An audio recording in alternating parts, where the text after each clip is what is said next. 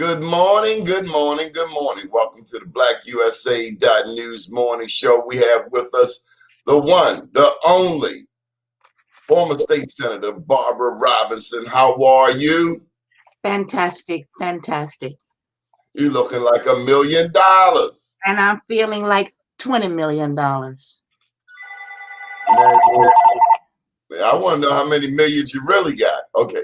So anyway, I'm doing good. How have you been? I've been fantastic.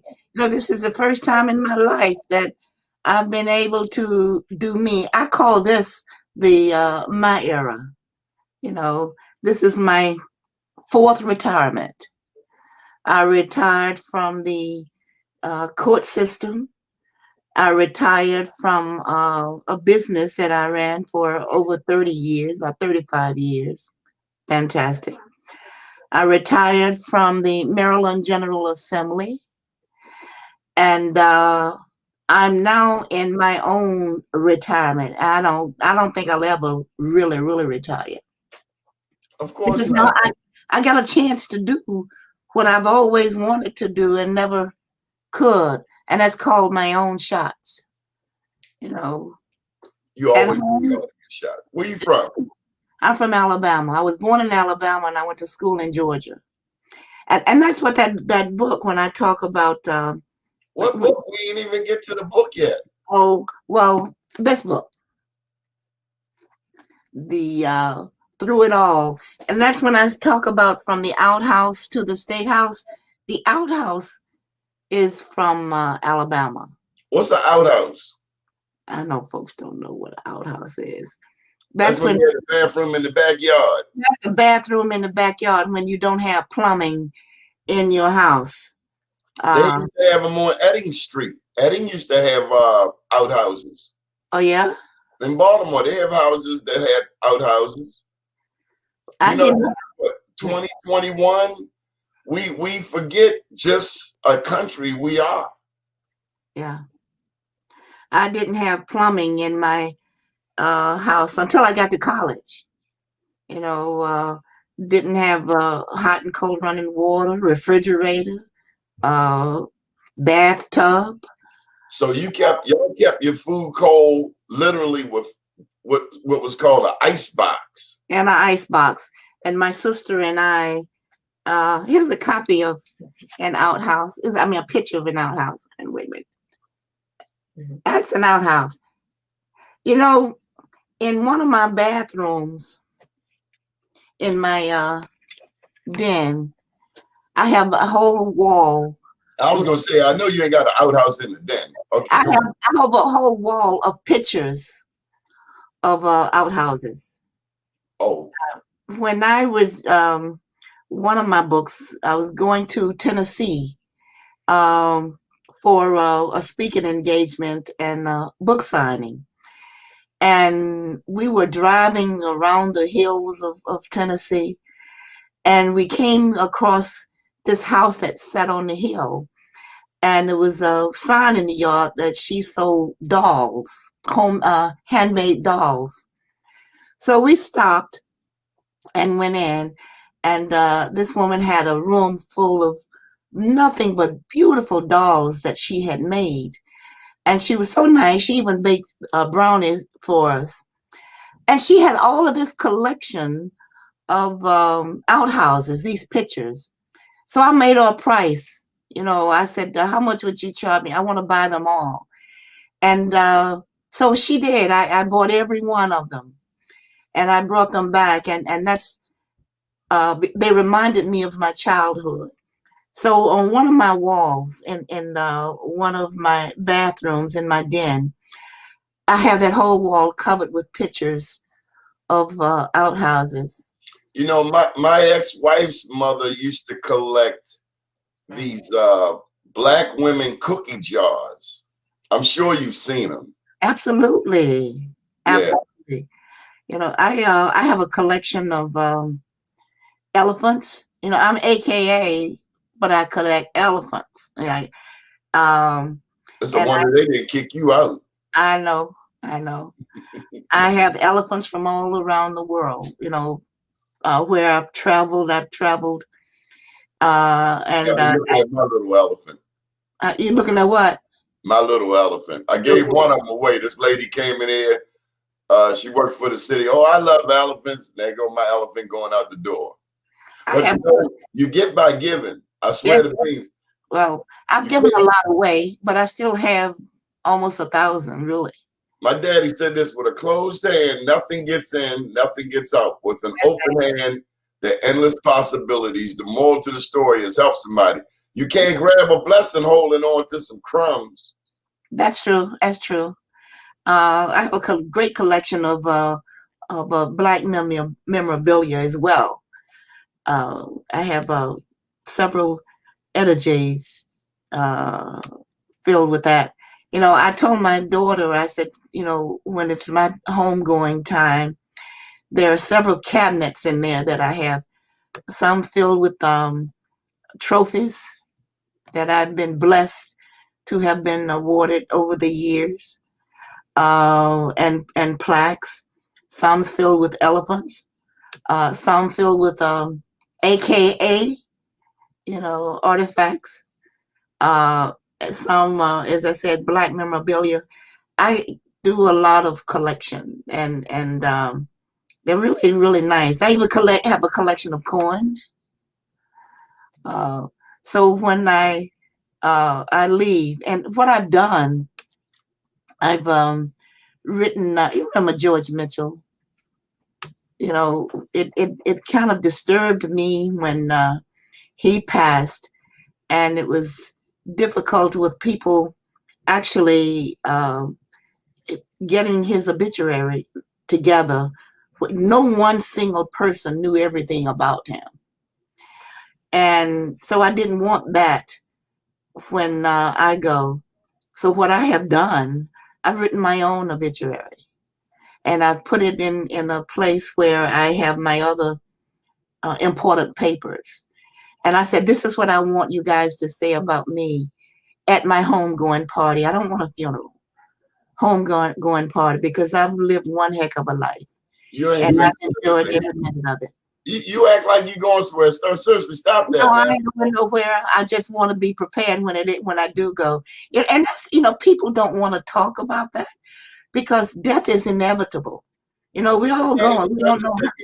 My daddy was Undertaker. I know. Okay, so I want to be prepared. You know, I want to go my way. I got a bunch of funeral jokes. I just say I want to talk about your book. I want to do it my way. I told you this is my era. This is I my ain't finished time. fussing with you yet. What made you write this book? What made me write this book? Yeah, the most recent one. Well, I wanted, you got like, how many? 14 books? 11 so far. 8 published. And number 9 will be coming out the last of this year, before the last of this year. I don't like y'all people with more than 5 books, because y'all be like, yeah, I got 12, 13 books. Yeah, you know, I just finished number 2 the other night, 2 nights ago. Number 2. Number 2. You know, well, you're on your road to great writing. You know, you're on your road to do number 20 and 30 and whatever. And I think you'll do at least 25 before you leave this world. Why is that important? Why is the number important? It's not important. Writing books. Why is that important? Because you're leaving a legacy. You're leaving in writing what you didn't say verbally. You know, words are gone, but your books, your writing, they always stay. You know, one of the things that I had said to somebody, I'm doing a podcast for widows and widowers in Nigeria, Christian widows and widowers in Nigeria. And when I was talking to them about coming on with my podcast, I want to bring some other people on to talk. But when I go back and I look at in my computer, I have so much material. You know, I'm a writer, and I've been writing since I was in the 7th grade. As a matter of fact, I wrote my first play when I was in the 8th grade. What was the play? It was a play about a kid who nobody liked because that person didn't like herself, because she had come from a home that she didn't feel loved, and because she was, it was almost real life, really. And I Sound like guess, the streets of Baltimore. and I guess I was reaching out even in the 7th grade, but nobody heard me. You know, The nobody. universe heard you, Miss Barbara. I'm sorry. The universe heard you. You are absolutely right, because every book that I have written, it talks about my journey. As a matter of fact, I have 3 on Amazon that they have put in what they call moments in time, and I promised 6 copies. So I have 3 so far in that moments in time series. Uh, and I've written books about my life because I want people to understand that it doesn't matter where you came from, it's where you're going that makes a difference. And nobody can define your life but you. When I was in school, my 7th grade teacher told me that I would never graduate from high school. And she said, I don't think that you'll ever make it to the 12th grade. Was this a white woman? Nope, Black woman, Miss Hurt. I'll never forget it. She was very hurtful. Yeah, she really was. She shouldn't have been allowed to be a teacher. She was telling me that not because I was dumb, because I was a straight A student. She was telling me that because of my home life, because of my stepfather and my mother and I mean people in the neighborhood. She was wrong, Miss Barbara. Of course she was, because when I spoke on Honor Day, I had her sitting on the front row, and I wanted her to know that she did not define who Barbara Cofield at that time, who Barbara Cofield was. Yeah, she was dead wrong. You don't say that to a child. No, you don't. But she did. She did. And so many young people are getting that now from adults. They're saying that you'll never amount to anything. And they believe that. They internalize that. Well, what if some of their mothers say, you just like your father? Your father ain't S-H-I-T. And you won't be either. You're right. So many people. But I wasn't with my father. I was with my stepfather. And if I would mention my real father's name in my house, then my stepfather would beat me. It was a very... That wasn't nice either. My first book, And Still I Cry, talks about all of that tumultuous past of growing up, in the South, or growing up in that household. But I think that made me who I am, because it's like, how dare you try to define me? How dare you say what I can and cannot do? The fact that it took 18 years for me to get my undergraduate degree does not define who I am. 18 years? 18 years it took me to get my undergraduate degree. Okay, what were you doing? In the streets. Oh, me too. But I was only 13 years. I was in the streets hanging on Merlin, Saratoga, and smoking reefer and drinking syrup and you must have been a real reefer smoker, because my mother said, don't smoke them reefers. I knew she didn't smoke no weed. Yeah. Yeah. I was out there in the streets. She didn't know the lingo. I'm sorry, she didn't know the lingo. I was out there in the streets doing anything I was big and bad enough to do. Hanging out with the crowd, trying to fit in. I didn't fit in with the people at Morgan. I was at Morgan at that time. But they were too bougie. Yeah, and I didn't fit in with the people. How can you be bougie at Morgan? Well, they were. That baffles me. I mean, I'm a Morehouse man. How do you go to Morgan and end up bougie? Well, during that time, they were being bougie because my skin color. Oh, I'm going there. go ahead. What happened? Tell me about it. They had what they call a court of beauty, and they were taking pictures one day, and all of the people in that group were fair-skinned students. I couldn't be there because you can see ain't nothing fair about my skin other than I love the skin I'm in. Hold up, hold up, hold up. I've heard stuff like this before. You telling me the light-skinned people had a pictures only day? They had That's right. a And I'm picture going back, light I'm skin going in 1957, absolutely, at black school. at black school. See, I knew it was something. I knew. So some of that mentality still around today. That's true. Jack and Jill's. That's true. They said that about AKAs and Kappas. I know. I know. If I'm I don't wrong, know how. call it where you belong. Got a comment section. Leave your comment. If I'm wrong, in my collar's where you belong. But if I'm right, my best friend from college, his daddy went to Morgan and they went to a party at Howard. And the story goes, the girls at Howard knew they weren't from Howard. And he came out about their complexion. They like, we know you don't go to Howard.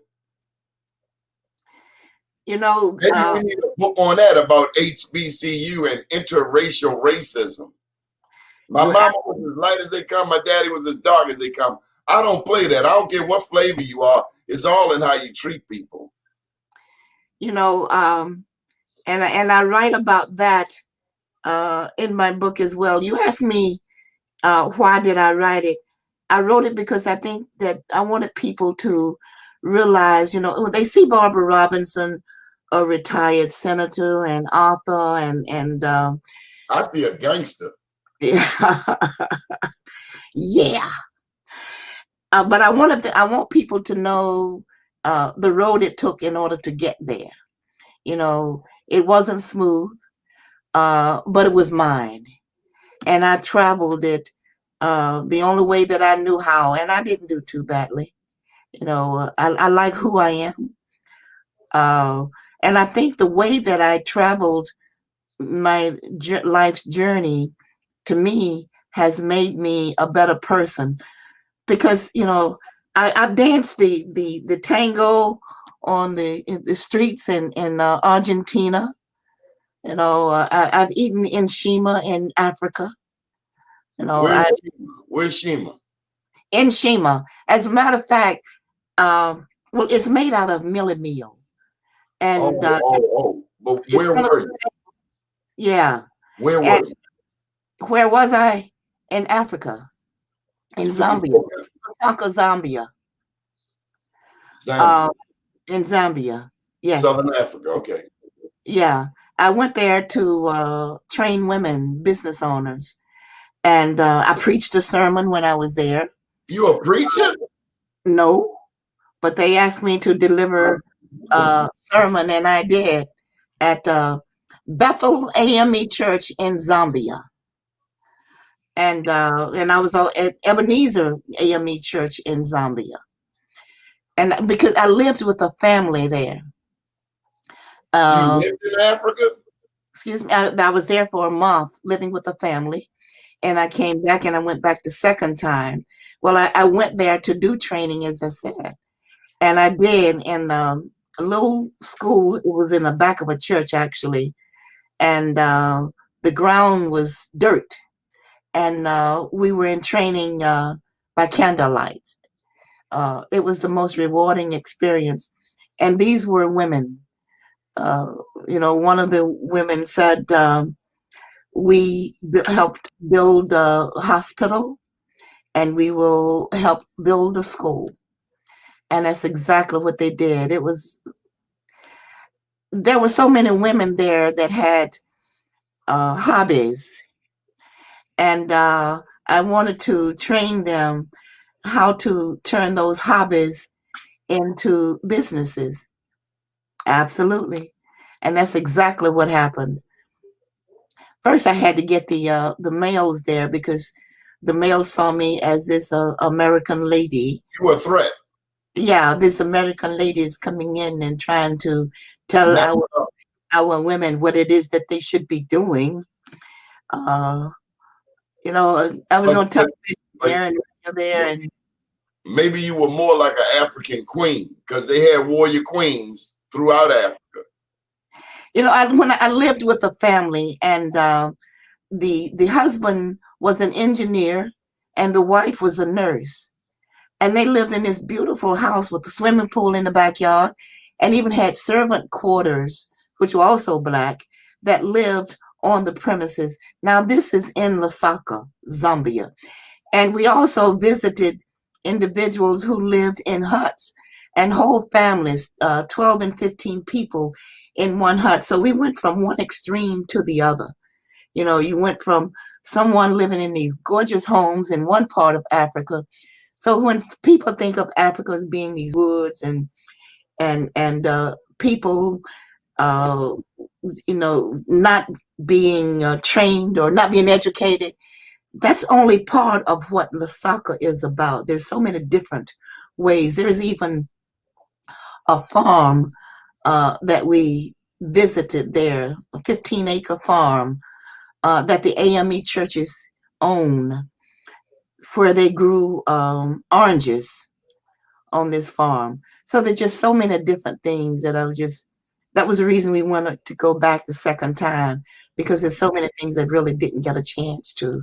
And you're right there. I mean, you got Angola, you're surrounded by Zaire, Tanzania. I was in Tanzania, Mozambique, Zimbabwe, Botswana, Namibia. Yeah. That's where mankind started. That's right. Literally. That's right. That's right. Great, great, great, great rewarding experience. And to be there and to see these people in the house where I live, they had Bible study in their home every week. They were just a great group of people. Haven't been back yet, but I'm going to Nigeria.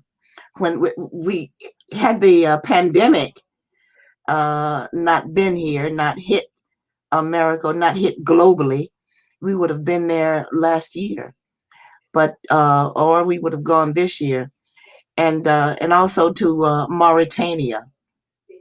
I worked with somebody there to start a school in Mauritania. So somewhere there, my name. That's up by Western Sahara and Senegal, Mauritania. Yeah, that's right. That's right. So that's why I say that I'm enjoying who I am, because I get a chance to do all of these things that I couldn't do when I was under restraints and constraints in the General Assembly. Have you been to Egypt? I'm sorry. Have I did what? Have you seen the pyramids? No, I haven't been to Egypt yet. That's where I want to go next. I want to see those pyramids. I want to see the Ankh and Isis, Osiris, Horus, the original Trinity. That's where everything started religion-wise. I've been to Turkey, Istanbul, Turkey. I've been to Korea. I've been to Mexico, Argentina, Spain, Italy, London. I've done a lot of traveling, and I've seen things that most people only read about, and I've seen things people dream about, and my life has been, and still is, actually, as my son says, "Ma, I don't know why you say my life has been, because you still standing, you still traveling." What And country had the best food? I'm sorry. What country had the best food? Which country had the best food? Africa. To me, the steaks in Argentina were to die for. You could get a steak and a whole dinner for $10 in Argentina. They got a lot of cows there. They big on cows. Yeah, they are. Cattle. Yeah, they are. But I just felt so at home in Africa. And it was always like we went to different people's home and they were inviting us in almost every day. And different people were cooking different things in order for us to enjoy their food or to get familiar with their food. Uh, Although Korea, the food was good as there too, because we also visited different homes, and so many different people prepared different foods for us. So I guess it all depends on what you like, really. Yeah. I enjoyed the Mediterranean. They have a unique diet there in the Mediterranean. A lot of olives, a lot of lamb, goat cheese. And when I was in the Middle East, they cooked chicken in a hole. They built a hole in the ground, and the fire was down in the ground. So it was almost like some pressure cooked, marinated. It was good. That chicken coming out the ground was good. Now the chicken in Africa, let me tell you, it was a different kind of chicken in Africa, baby. It was. Yes, it was. It was different. It was. And when I was there with a friend of mine who's a pediatrician, and she went there to talk with them about health for their children. And she and I lived together. We shared a room in a home, the Chintus, with the name of the people where we lived. And so one day we wanted to, they had their servants taking care of them. So one day we wanted to cook dinner for them. So we told them that we would fry chicken for them. So the only chicken that we could find, they brought us to fry, was a rooster. So we had fried rooster, and they thought it was the best thing that they ever had, because they had not had chicken cooked that way, American style, as they called it. So it was actually an extremely rewarding experience. One of the things that I did not like, I walked in the house one day, and I smelled this. I thought it was an unpleasant smell. What, chitlins? No, they said that they were having what they call bush meat. And I said, what is bush meat? And they said, whatever we find in the bush, that's what we cook. And that's what they cooked, bush meat. I didn't know what it was, but I had to at least taste it, because if I did not, I would have been disrespecting the people in the house. It was a tremendous experience. I ain't trying to disrespect y'all, but I ain't eating it either. Oh, well. Y'all might want to find me a Holiday Inn for the night. I did. Okay, come on, get to the dirt. What's in the book? Wow. The book talks about, through it all, I start with before I worked in the court system, when I worked at the Venetian Blind Company, when I worked at Raleigh Manufacturing Company. I talked about sexual harassment. People now talk about the Me Too movement. That started my Me Too movement, when, in order for me to do anything or to progress in these two places, I talked about Snelling and Snelling Employment Agency, when I worked there, and how I fought off white males, actually. In order to do so and so, you needed to sleep with them, and because I did not or would not, I was had a difficult time, and so many times I left because I would not. I didn't sleep my way to glory. I earned every step of the way. I talk about when I first started in the court system. People don't know Doris Brody. Her name at that time was Doris Brody, but when she died, it was Doris Harris. She and I integrated the restroom in the court system. I talk about me starting Black women being able to wear the natural hairstyle to work in the court system. What year was this? This was in 1966. And women being able to wear slacks in the court system. And I talk about how that started because at that time I was just an employee.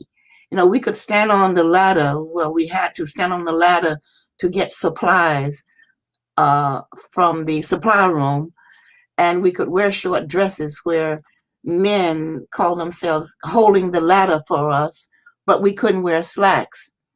And I talk about when I challenged the system and started wearing slacks. And when Judge Sweeney, who's passed now, but he was the chief judge of the state of Maryland at the time, he stood with me and put in a bill, put in regulations where we could wear slacks to work. I talk about that. I talk about being the first woman to head the traffic division in Maryland. I talk about being the first woman deputy administrator of the district court, the Supreme Bench, which is now the circuit court. And I also talk about racism, sexism that was rampant during that time, and how I would go to work, and there would be where there was actually a noose on my desk and a note written across an article that was in the Sun paper that said that this happened to nigger women too. Oh, I'd go to work and the phone ring and I pick the phone up and someone, good morning, nigger. Merry Christmas, nigger. You know, I was called that so often that I thought that they thought that was my first name. And this was when I started in the municipal court. And these are white people who work for the government. That's right.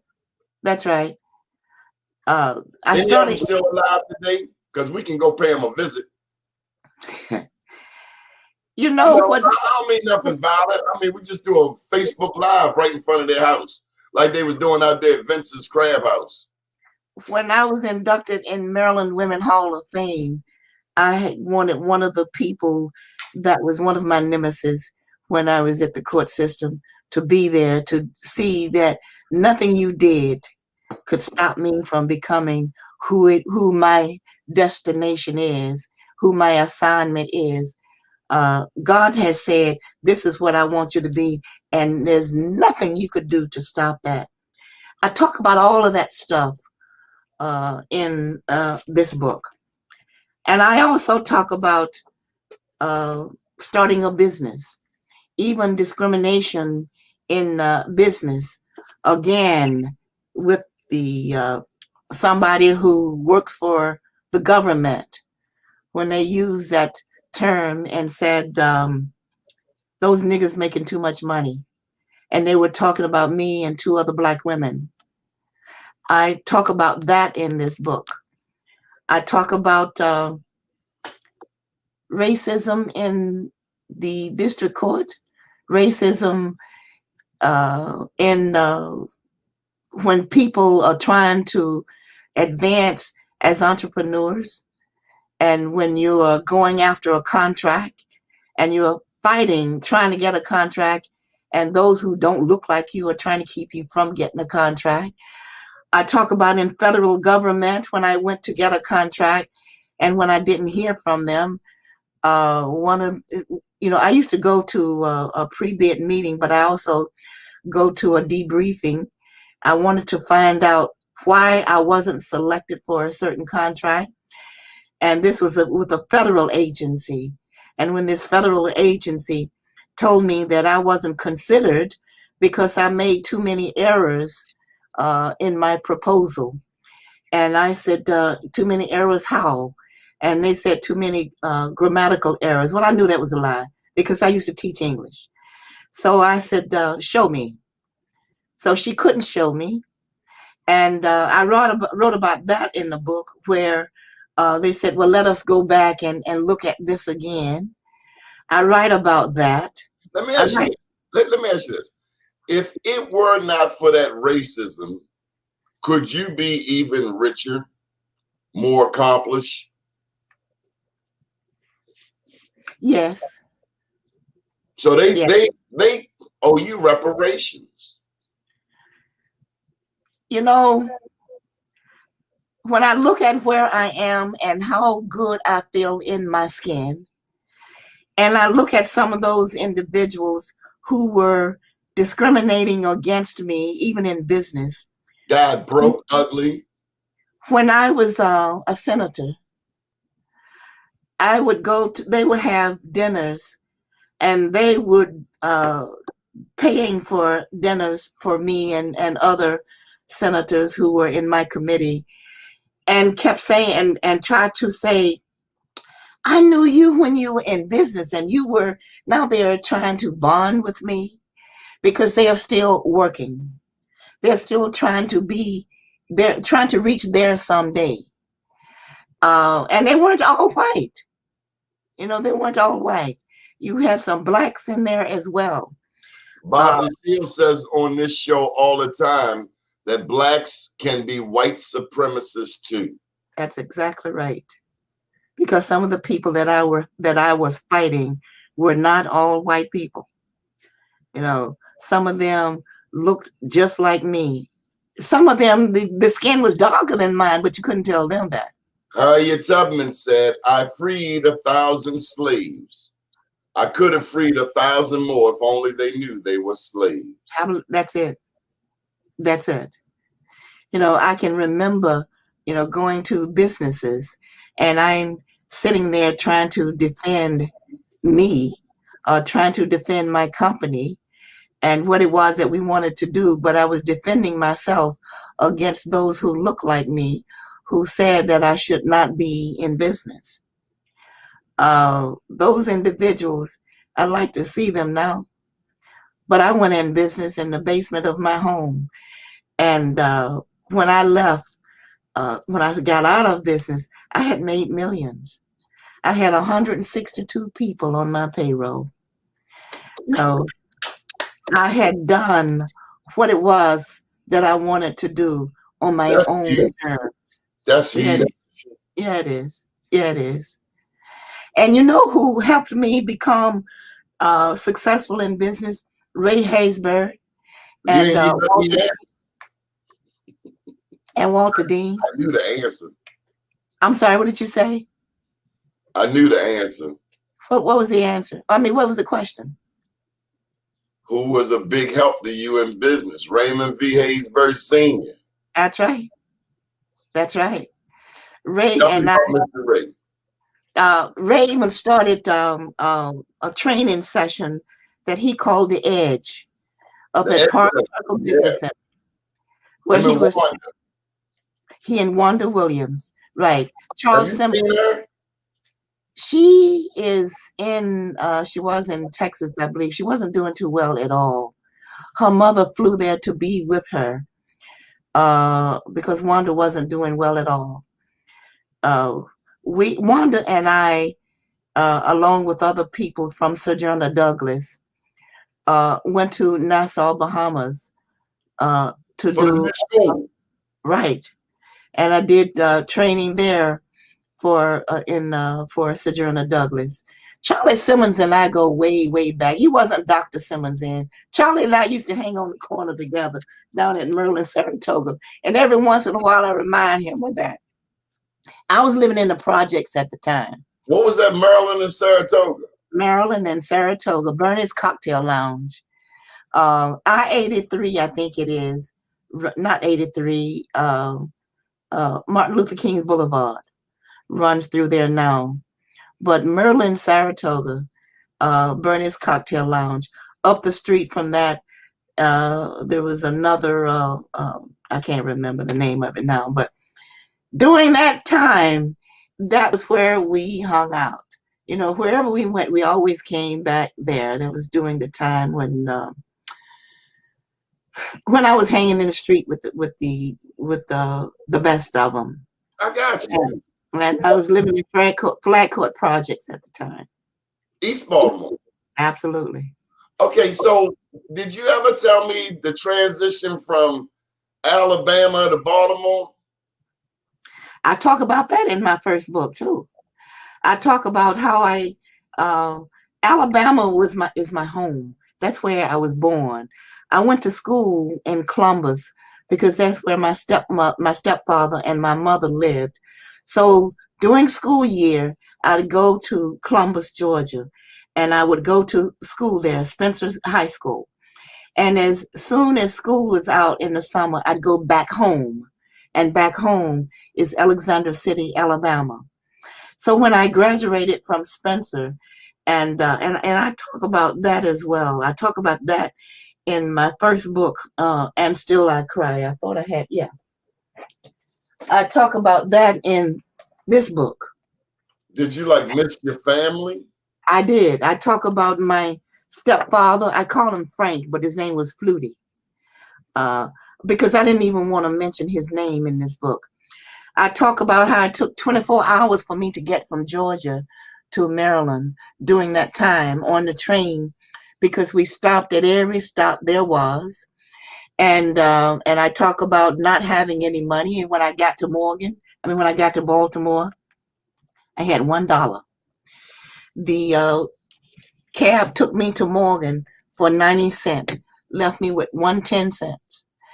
And I still hadn't gotten any of my baggage because the conductor had hidden my suitcases. I bought my suitcases from a pawn shop, and I bought all of the men neckties that they had at this pawn shop, and I made a rope out of those neckties, and I tied them around my luggage to hold my luggage together. And I talk about that in that book. I also talk about getting up, going to the bathroom, and that was during the time when women was wearing what we call crinoline slips. And I had on a crinoline slip, which made my dress stand out wide.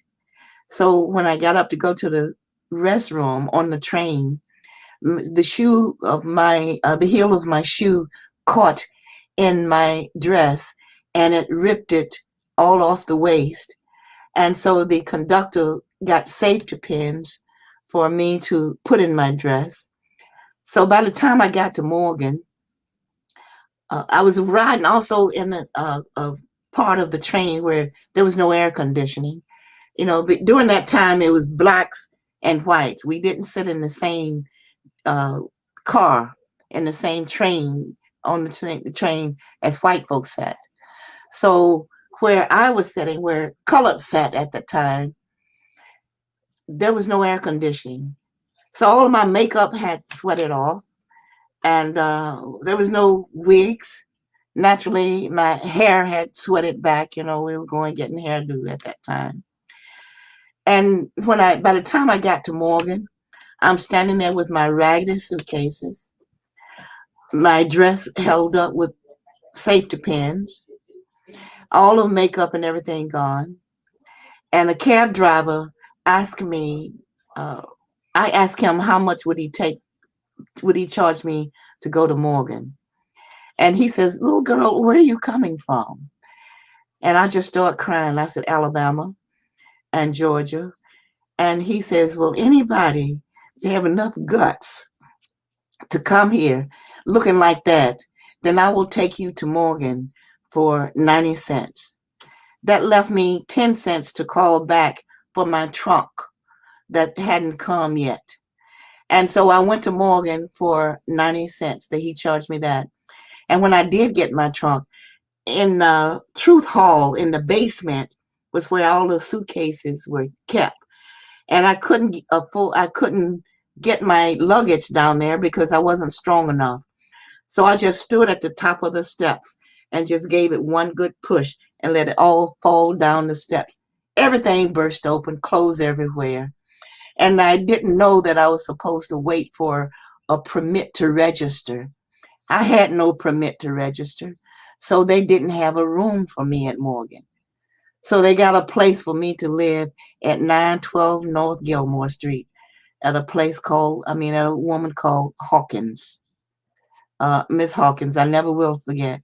I talk about that in the book too, because I was living with Miss Hawkins, but I was living in a room and sleeping in a bed with another person from Morgan.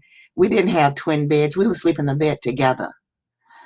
And when she wouldn't let me come in the house, and I talk about that also.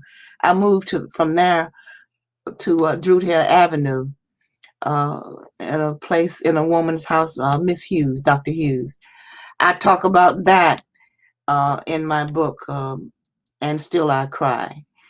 And those are things that people use as excuses for not succeeding in life. But I used those as stepping stones, because it was like people were trying to say that I would never amount to anything, only because my mother was an alcoholic. And my mother was an alcoholic. She didn't just drink and go to sleep.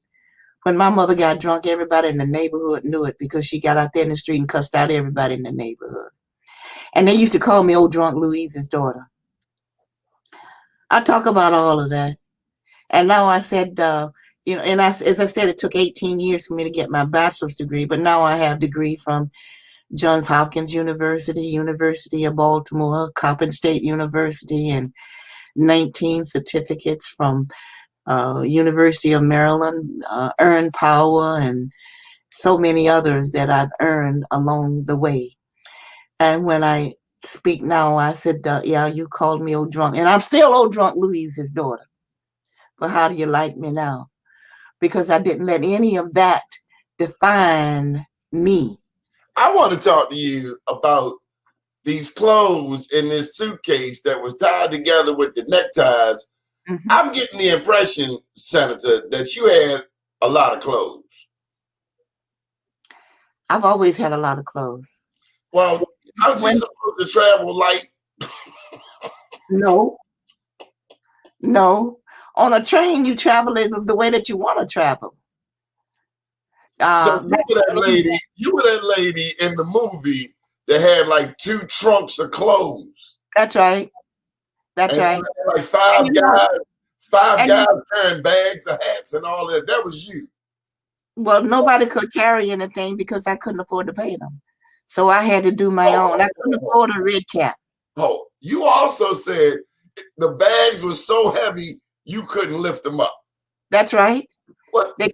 When we got to Morgan, that's right. When I got to Morgan, I could not lift the bags to take them downstairs at Truth Hall. How many clothes did you have, Senator?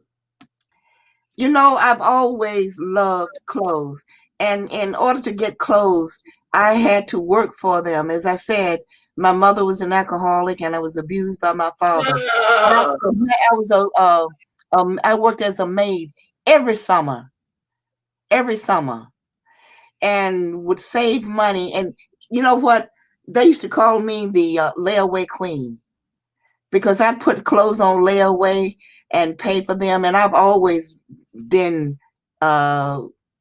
great on wearing nice clothes. Still today, I love clothes.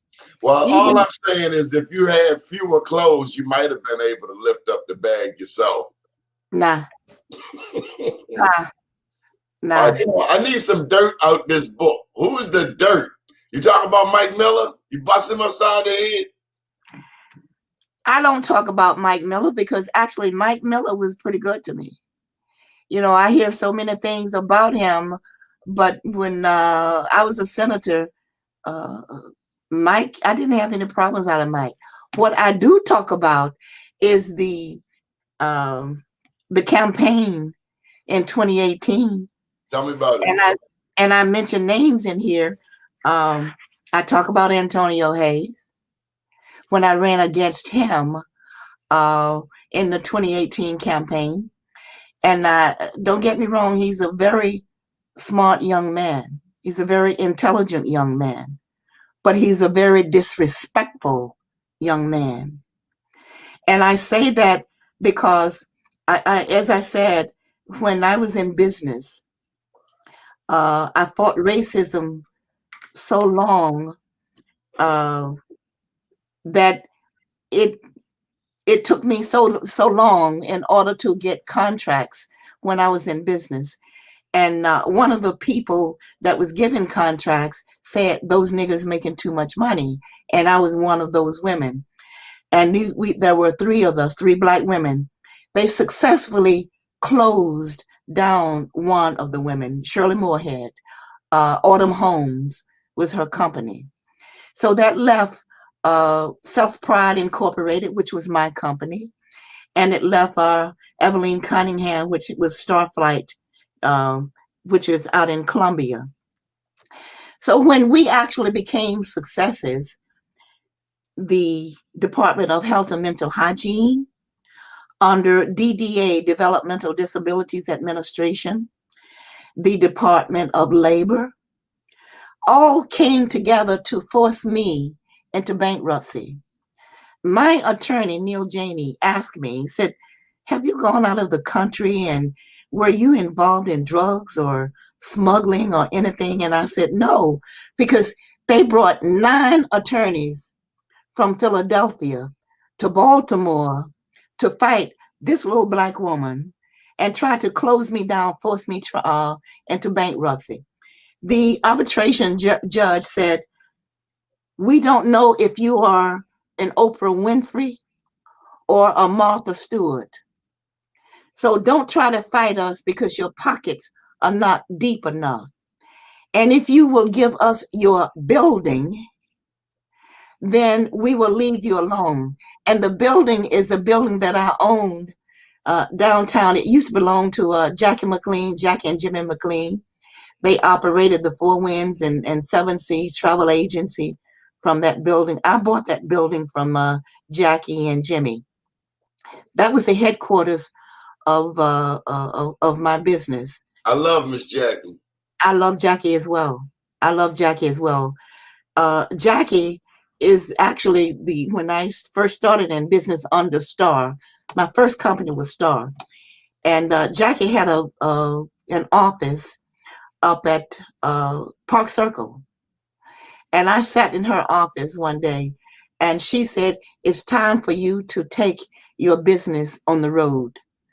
At that time, I was doing training and development. I had been doing training for so long. I had training programs when I was with the court system.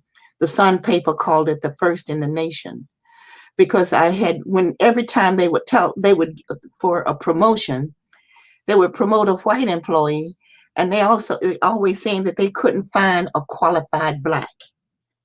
And I said, well, where did you look? Still doing that today?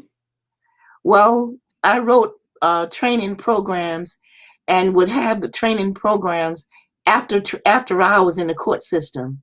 And it's Clarence Mitchell, they call it Clarence Mitchell Courthouse now. At that time, it was Courthouse East and Courthouse West. And at that time, also CCB backed me, Community College of Baltimore. It wasn't BCCC, it was CCB. They backed me with the program that I worked. Tilden at that time was, he's gone now too. Charles Tilden. Yes. He came and sat down with me, and I showed him the agenda that I wanted to use to train blacks to get jobs in the court system. And not only were they employees, I did all that free. As a matter of fact, I even sold the books free. Everything, I did the administration free. All I wanted was for black people to be in positions to get jobs or be promoted into jobs. And these were people who worked for the police department, people who worked in the court system. It didn't matter where these people worked, as long as they came in and went through training. And that's how a lot of them, because court clerks, court reporters at that time were getting a lot of money, but there weren't any black people as court reporters. And they were kept saying because they weren't qualified. So I sat with them and tried to find, well, what would qualify them? And that's when I wrote the agenda. CCB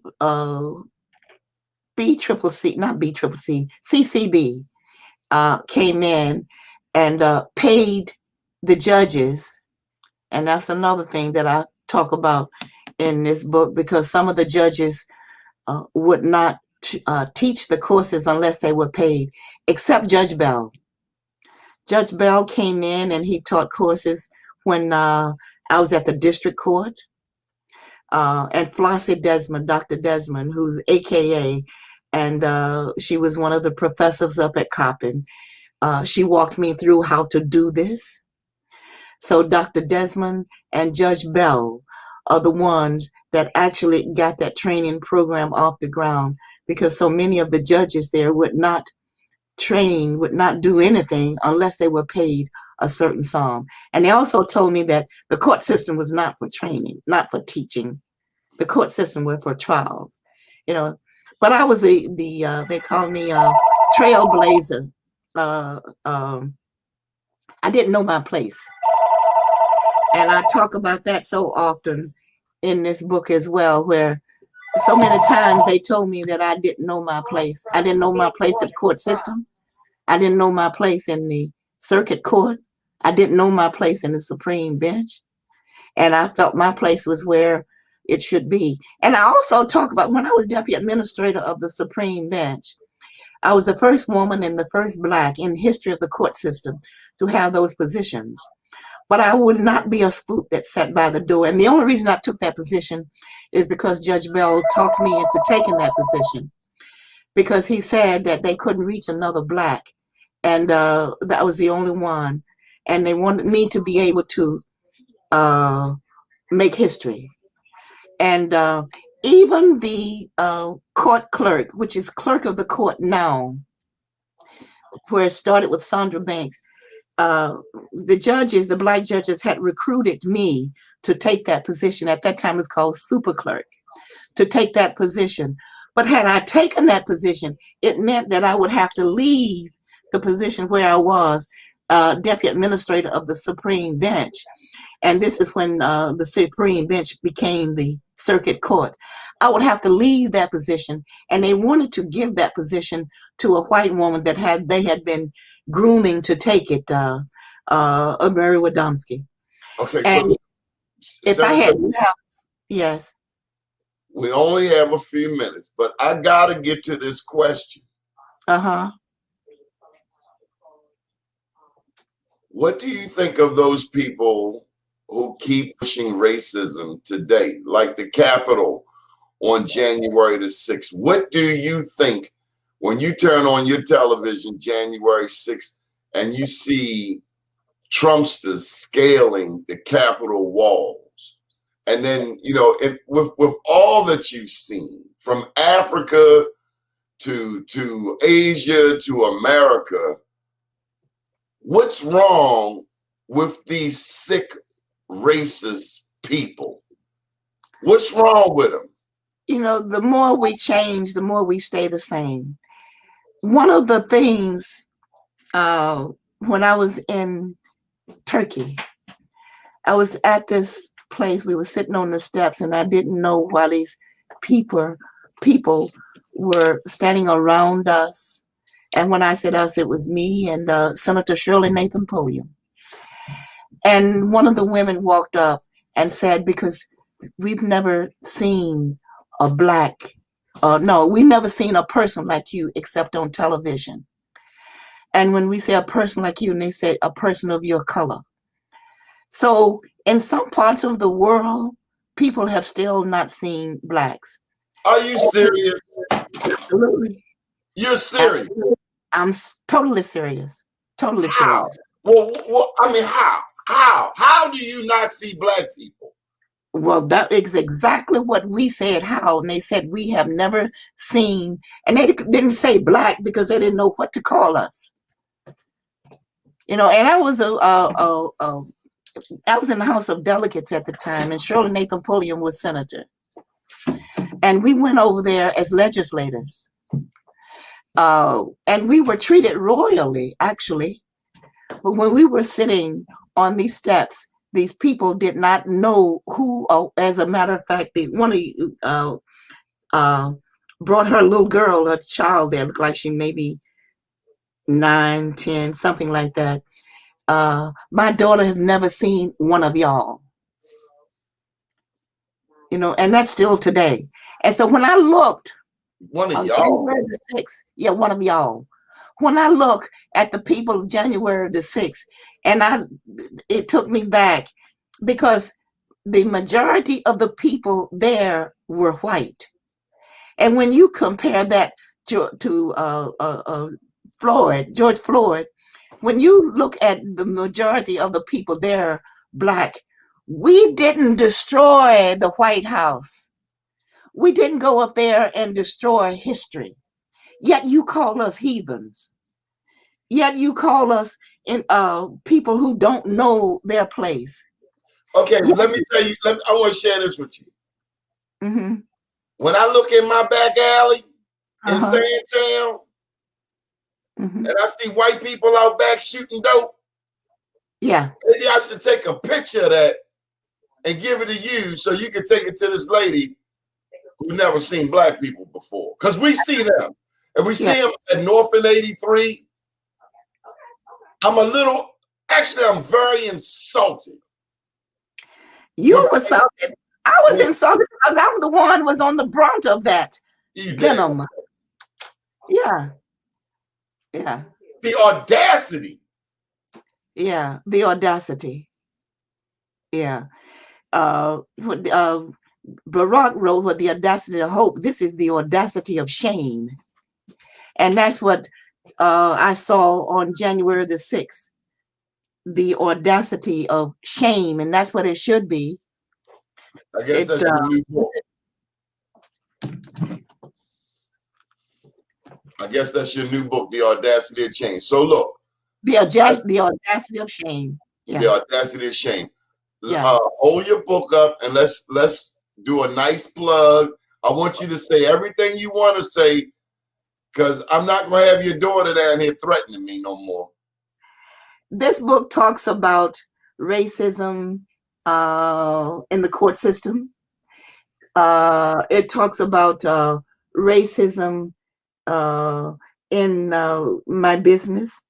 And it also talks about, one of the things that when I see people going after Marilyn Mosby and they calling it a witch hunt, that's exactly the way that was when I was in business. And when the Department of Labor, when Department of Health and Mental Hygiene with Department of DDA, Developmental Disability Administration, tried to close me down, not because I didn't know what I was doing, because I was doing a fantastic job, because I made a whole lot of money. But during the 2018 campaign, they circulated a letter in my opponent's campaign saying that I did not like people on welfare. I was on welfare for 12 years. That I lived in the projects for 12 years, and I was on welfare. And when I talk about those type of things that happened to me, and for someone to circulate a letter and say that I didn't like people in the projects. I lived in the projects for 12 years.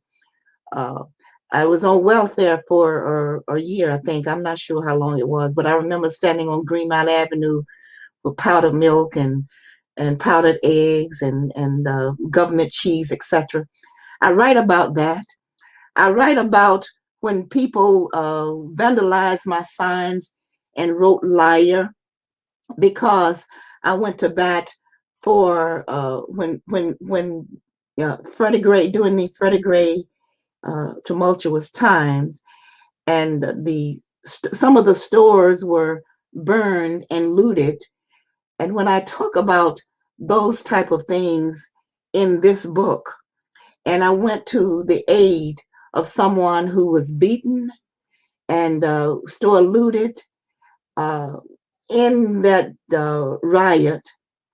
When I talk about that, somebody circulated a letter and said that I didn't like certain people.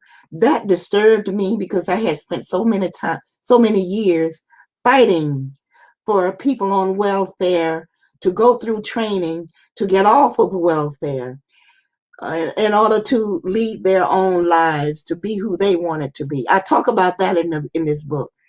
And as I said, I talk about my opponent, who is Antonio Hayes, who was, he's a smart young man, but he's a disrespectful young man, because so many years I worked in order to uplift the Black race, uplift women in business. I started the Greater Baltimore Black Chamber of Commerce. I'm one of the founders with Ray Haysbert and Lou Fields in Barry-Hampton. I started the State of Maryland Black Chamber of Commerce with some of the people uh, from Central Maryland, from Southern Maryland, down in Mike Miller's neck of the woods.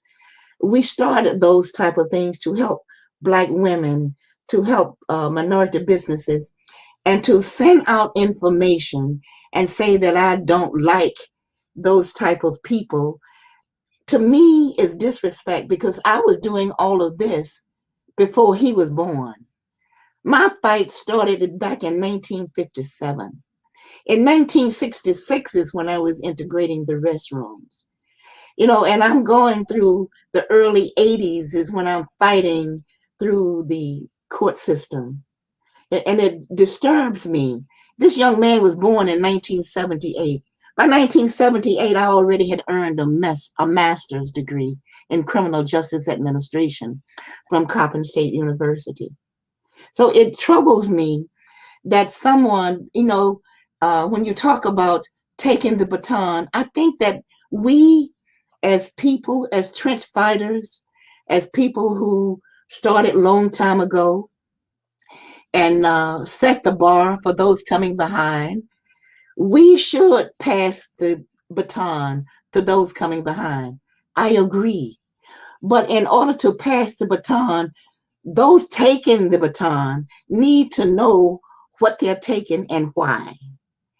When I became a senator, I went to Kathy Pugh and asked her, what are some of the bills that you put in that you didn't get a chance to see to go all the way through? What is it that you didn't get a chance to finish that you would like for me to finish for you?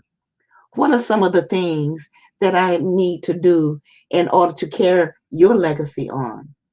So instead of finding out some of the things that I did when I was a senator, why would you start from nothing, or start from building a new mousetrap instead of taking the one that I started on to be the best that it can be? Because when I started, and Wayne Frazier can tell you how I fought, and it was House Bill 48 back in the day when I was a delegate, when I fought for Okay, the put that government. up there. We can see that. Okay. Yeah, yeah. Well, we need to see you. Need to see me. Okay. Yeah. When I fought for the governor to separate 501c3 nonprofits from profits, because when the governor at that time came out and said we had $800 million in minority business, for minority business, we had so much money over here. They were talking about places like Emerge and Kennedy Krager and 501c3 nonprofit organizations. They were talking about these type of organizations. Well, a 501c3 nonprofit is not a minority business by sheer definition of what a minority business is. So when I put in a bill to separate, and I'm not saying that nonprofits are not important, because I operated a nonprofit. Self Pride Incorporated was a nonprofit. I operated Bumar LLC with my son and my daughter. I operated Star Associates Inc., which was a for-profit company. So I understand all of that. Plus, I've taught business development at 3 different colleges in Maryland. I taught at Dundalk Community College, Anne Arundel Community College, and Catonsville Community College. Actually 4, because I also taught at CCB. So I taught how to start a business. All right, so I want to get to this. All of that. I want to get to this. Mm-hmm.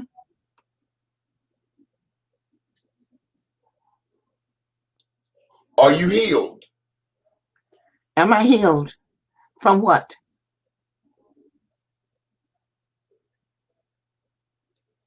the past? The only thing that I was trying to be healed from was to be healed from losing my husband of 47 years. And I moved out of my house and took an apartment down at Symphony Center.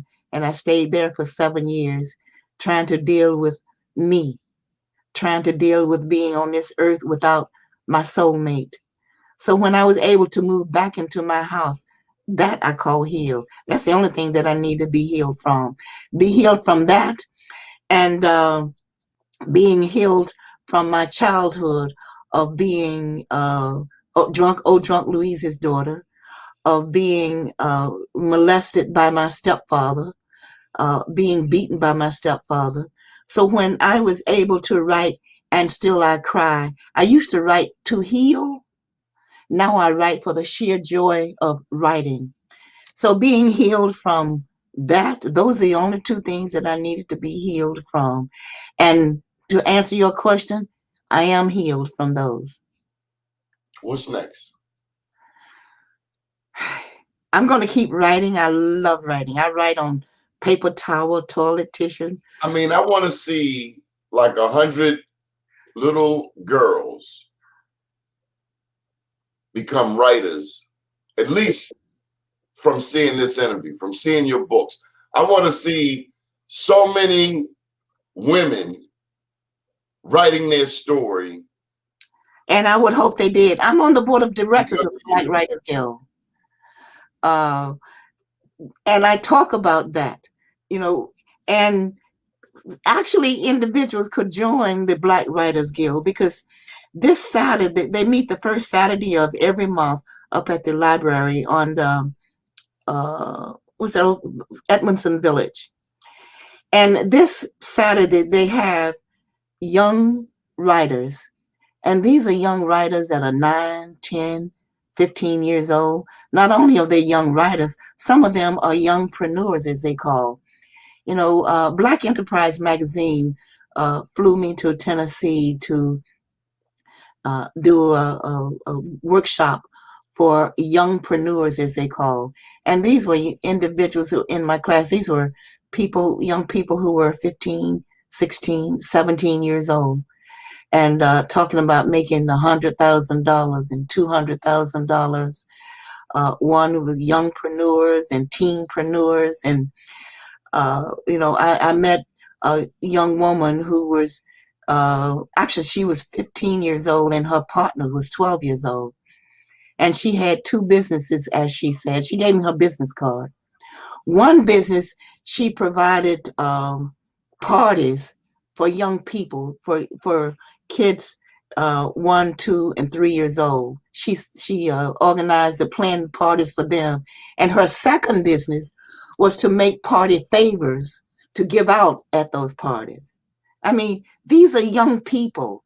So there's no reason that young people who are 15 and 16, as a matter of fact, when I was a senator and when I would have the minority business night in Annapolis, some of the catering was done by a young girl who had a business making cupcakes. So all of these things that we as people, there's so much inside of us. If we would just get out of our own way and realize that we can do whatever it is that we want to be if we just listen to what God has said for us to do. Every time, anything that I've ever done in life was when somebody said I couldn't do it. I know the feeling. Tell me I can't do something and you That's right, and I'm going to find a way to do it. Yeah, just to prove you wrong. That's right. That's right. Success is the best revenge you can give to anybody.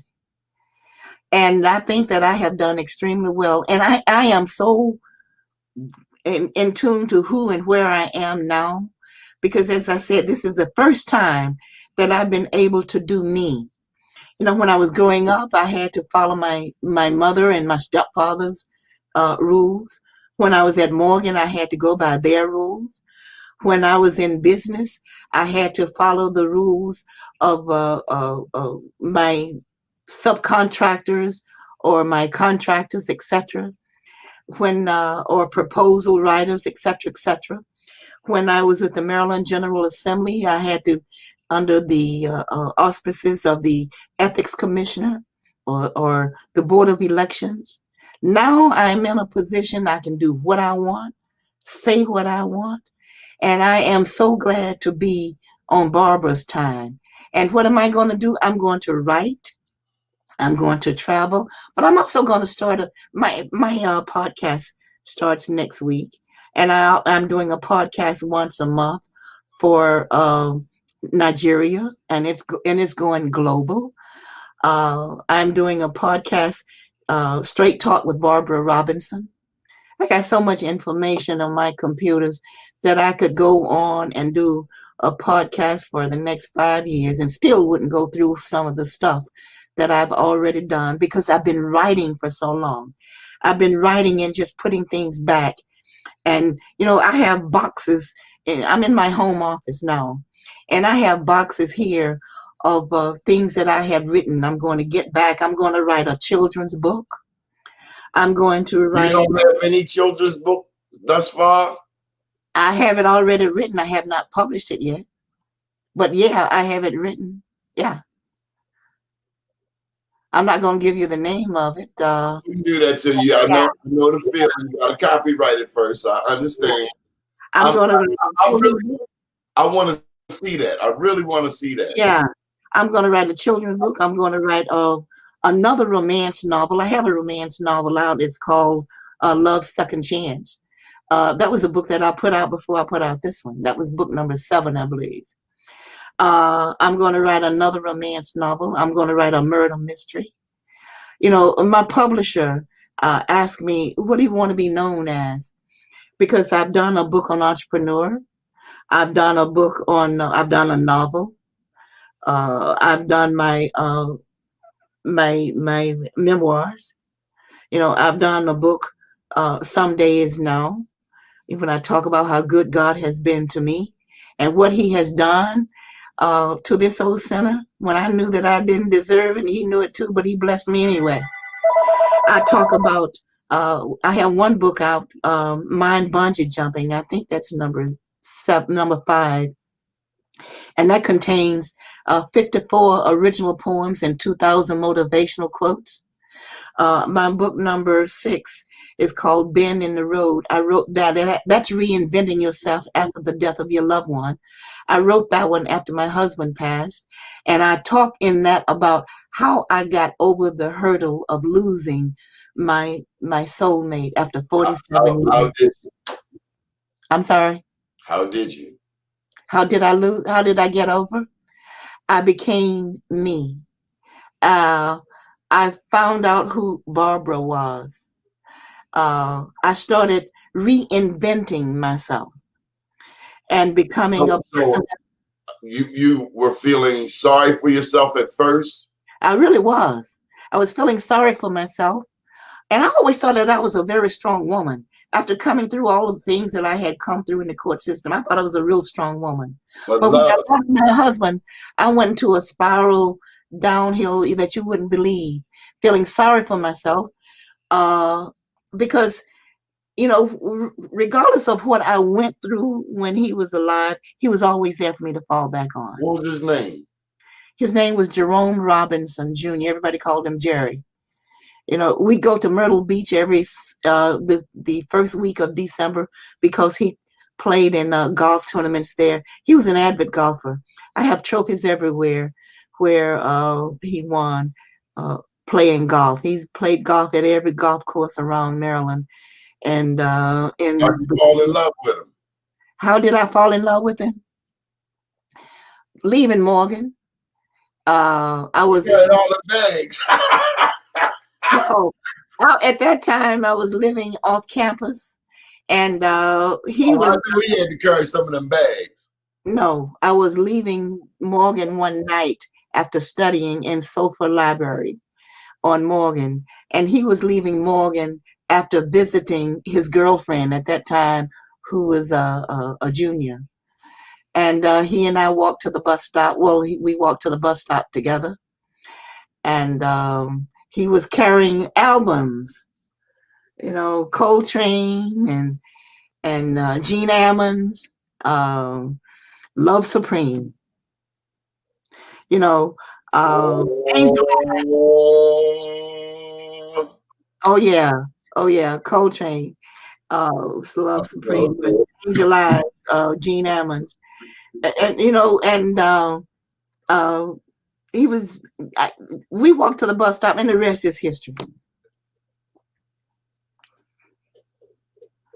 I know that's right. Romy, don't you know me?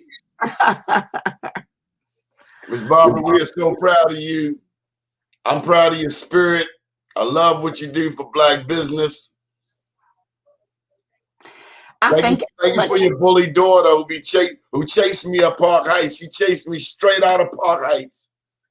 I ain't never been chased out of Park Heights, not even Paul McCoy. I'm working with a group of young people now. As a matter of fact, I want young people to, as I said, get out of their own way. And if I had had somebody in my life long ago, I would not have had to spend so many years hurting of the pain that I suffered as a child. I think you should have a television show because you our own, and I'm not necessarily a fan, but you our own Oprah. You know what I mean? You right here, living, breathing, touching people. I think you probably ought to approach. Mario just said this on the show yesterday. He approached Channel 2, said, I want to do a show for you because, Channel 2 clearly needs some help. Fox, 13, 11, you should have your own show. I think one of the things also I wrote this book, we have our own hidden figures in Baltimore. People don't know about Mary B. McCrae that actually started accounting system in the court system in Maryland. Nobody knows about her. Sandra Banks, the first court clerk. Sandra and I got together, and she's the reason we got together for her to take that position so I can stay where I was. People don't know about Doris Brody. She and I integrated the restroom. She was the first Black woman that worked in the court system, and she couldn't integrate the restroom because she was the only one there, and she had to go up against the system by herself. But when I came there, down on Fayette and Falls Way is where the police department was. I-83 runs through there now. She and I integrated the restrooms together. Nobody know about that. They don't know about Gloria Luster from City Hall that helped Black businesses get contracts. And when she retired, she said, child, let me show you how to do it. And she took me down to City Hall, and she sat me down and walked me through of how to get contracts through the city. Nobody knows about. Is that in this book? Yeah, it's in this book. And I talk about Hattie Harrison, when I became from the train. That's right. And when I became a delegate for the first year, I didn't write in the legislation at all, in the bills at all. I sat underneath Hattie to find out what needs to be done. How can I do it? What can I do in order to help our people? Unlike people now, you just jump right in and you have no clue as to what's needed. And now you're going to start picking on people who actually did do some work. For an example, abuse registry. When I left there, and nobody carried that on, in order to determine if somebody is an abuser before they are hired. I can't tell you how many times under self-pride that I had to fire people because they were abusing people who had mental challenges. We provided services to people who were mentally challenged, mentally and physically challenged. And when I wrote the legislation to say that individuals needed to, we needed to know that they were abusing people before they were hired, what we found is that individuals be hired by me, they would be abusing people, I fire them. They go and work for you, they abuse people, you fire them. They go all around, right? Because Nobody is talking to each other, and there's no rules that says that you can't do that. Same thing for them dirty police officers like Derek Chauvin. It should be a national registry. And before they even become a cop, they should have to sign saying, I'm not a racist. And if they turn out to be a racist, you can sue them twice.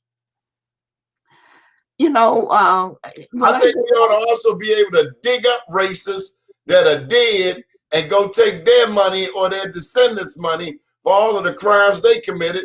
I'm for reparations, and my name's Donnie Glover. And the only office I will ever run for is governor of the state of Maryland. I don't like the rest of them jobs. It's too much work. But governor, oh yeah, I can do that all day long. Executive order, all black businesses get put on right away. Why are we struggling still with black business? Why do I gotta prove? See, that's what this is a whole other show. Why do I gotta prove that I'm black? You know I'm black. You gotta prove that you've been discriminated against. You know, Miss Senator, as soon as we catch up right here, they move the ball over here. Then they move the ball over here. It's a big damn game. And the black people that support this white supremacy ought to be ashamed of themselves. But okay, we're going into the hour and a half mark, and I'm going to need you to give your final spiel. Are we okay? We good? I ain't got a lot of stuff going down the street tonight, do I? That's right. Okay. That's right. We're great. We're great. Always. Always. I just want to say that individuals who are coming behind me, who are walking in my shoes, who are walking in the shoes of Shirley Nathan Pulliam, who are walking in the shoes of Hattie Harrison. You're walking in the shoes of those of us who went through what we went through so that you would not have to. Spend time working with people who are coming behind you. Because just as I sat on somebody's shoulders in order to become the Barbara Robinson that I am in love with today, there are people that are coming behind you that need to hear from you. And I also want to say, don't disrespect those of us who have fought in the trenches for years. Those of us who went through things that you don't even know about. So respect us for what we have done while we are still here. And if there is anything that I can do in order to help you, all you got to do is, my email is barbara4025@verizon.net. And I do intend to, we're working on that now, to start an organization called Women Empowered. Women Empowered. Because before I left the Maryland General Assembly, I had 1,000 Women of Worth, where more than 500 women came down to the War Memorial in order to listen to things, listen to truths from other women.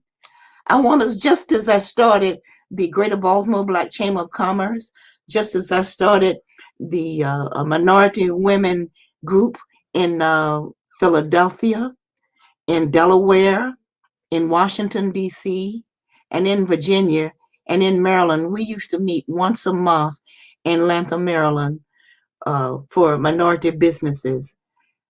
I think that you should start now because we need you. And this is Barbara Robinson, and if I can do anything to help you, all you got to do is call. Good deal. State Senator Barbara Robinson, we love and respect you. We thank you for your book, and I hope that we touch some people out there, make them inspired to overcome, to address whatever issues they might be facing. Nothing too difficult for God. Nothing. And my book says through it all, and that's exactly what it is. God brought me through it all. And not only did he bring me through it all, he's still pushing me. I'm still standing. I'm still running. And I love who I am. I wouldn't change it for anything, especially with the pandemic. Have you seen the way that the stalls are in Annapolis? You know, and plexiglass. Yes, and you cannot interact with the people, with your constituents. Did you ever have to work besides somebody that had bad breath in Annapolis? No. Yes, you did. All right, I love you, Senator. You have a beautiful day. We getting out of here. You too, sweetheart. Love you back. And keep on doing what you're doing. Absolutely. Keep watching BlackUSA.News. We'll be back tonight at 7 o'clock. Donnie Glover out.